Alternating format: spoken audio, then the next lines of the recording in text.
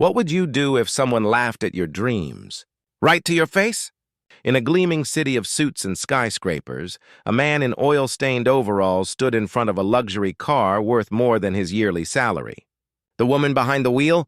A CEO with everything, wealth, power, and pride. She rolled down her window, smirked, and said, "Fix this engine, and maybe I'll marry you."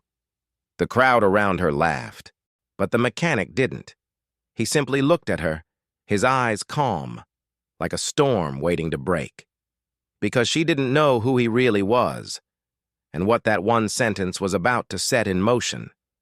Marcus grew up in a small neighborhood where engines were his playground. He didn't have much, just a pair of worn gloves, a rusted toolbox, and a dream too big for most people to understand. While others saw grease and grime, Marcus saw beauty, the poetry of machines, the heartbeat of engines. He'd spent years building his own repair shop from scratch.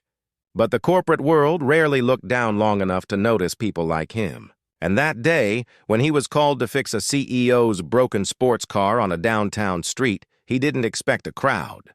He didn't expect her, Vanessa King, the city's youngest female CEO, confident, brilliant, and dangerously proud. Vanessa didn't believe in luck. She believed in power. When her luxury coupe broke down on the way to an investor's meeting, she called her assistant to find the fastest mechanic available.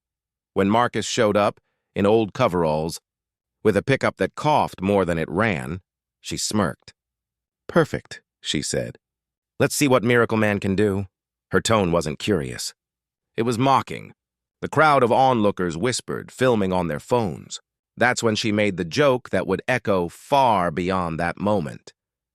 "If you fix this engine before my meeting starts, maybe I'll marry you."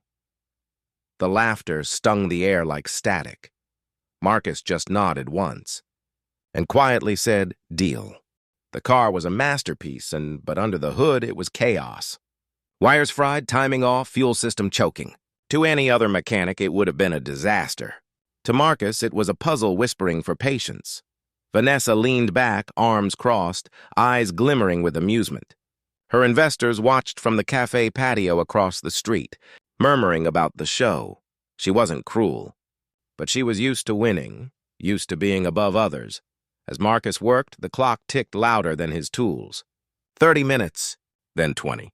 Then 15, sweat ran down his temples, but his hands never hesitated. He had fixed worse in half the time, but not under this kind of spotlight. Then, silence. He turned the key. The engine roared to life, clean, powerful, flawless. The crowd gasped. Vanessa's smirk vanished. She blinked once, twice, like reality had just betrayed her pride. Marcus stood up, wiped his hands, and smiled faintly. "Guess I'll be expecting that proposal," he said, not mocking, not proud, just calm. Vanessa didn't reply. She just drove away, but that wasn't the end. It was only the beginning, because the next week a headline appeared. "Small mechanic shop fixes CEO's supercar in record time." The video had gone viral. Investors were curious. And Vanessa? She couldn't stop thinking about him. She returned to his shop, this time without cameras, without laughter. Her car was fine, but something inside her wasn't. "Do you ever dream bigger than engines?" she asked. Marcus looked up, surprised. "I dream of building something that lasts," he said. "Engines are just the start." Weeks passed. Vanessa began visiting more often, not as a CEO, but as a woman curious about someone she couldn't categorize. They talked about work, about struggle, about how people underestimate others based on titles and clothes. And slowly, the walls between them started to crumble. But one night, Marcus's shop was vandalized. Spray-painted insults, broken tools, shattered glass. A rival corporation, one of Vanessa's competitors, had sabotaged him after his viral fame threatened their brand. Marcus didn't call the police. He just started cleaning in silence. When Vanessa arrived and saw the wreckage, something inside her broke. She knelt beside him and said softly, "You shouldn't have to fight this alone."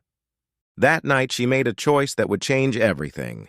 She announced a partnership, King Motors x Marcus Automotive. The internet exploded, a CEO and a mechanic, two worlds colliding. not in mockery, but in respect. And on the launch day of their new electric engine prototype, Vanessa stepped on stage and said, "I once mocked a man for fixing engines. Today I thank him for fixing my perspective." The audience rose to their feet. The partnership thrived. Marcus's shop became a state-of-the-art innovation center.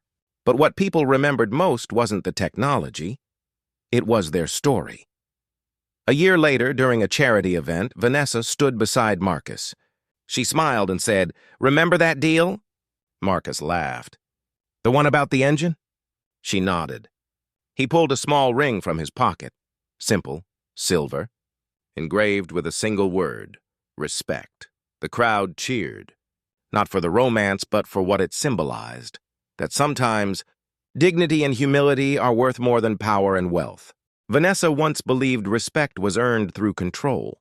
Marcus taught her it's earned through understanding, and the question still lingers for anyone watching their story. How many people have we judged before we ever gave them a chance?